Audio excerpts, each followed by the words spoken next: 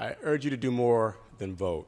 We must do more than vote on resolutions on this floor. We must lift up our voice to the world to say that these practices of children being separated from their families, from being caged, will not be tolerated. People look to the West, they look to America to set the tone on every policy you can imagine. Think about the message that it sends right now about what this country thinks about children, given the treatment that refugee children are being provided.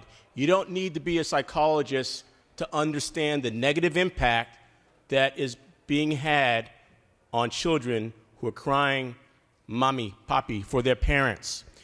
In the face of guards who will say things like, don't they sound like an orchestra, ridiculing them. In the face of a national leader, an international leader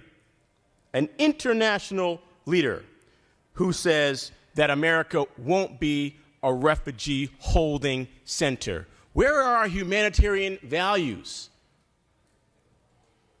to protect children? And I'll tell you this, I was not a refugee, but I spent most of my life growing up without my parents from the time I was 6 years old. And so when I celebrate Father's Day, I am so grateful to be able to be in the lives of my children. I grew up without my father and my mother. And today we're going to vote on a resolution to acknowledge the importance of Father's Day. I invite every member on this floor to think about this resolution and what it really represents from the standpoint of parent. Would you want your children separated from you? Would you want your children to be incarcerated? Would you want your children to be ridiculed? I know and believe that for you, the answer would be no. Raise your voice. Be the leaders of the world. Say this is the wrong policy.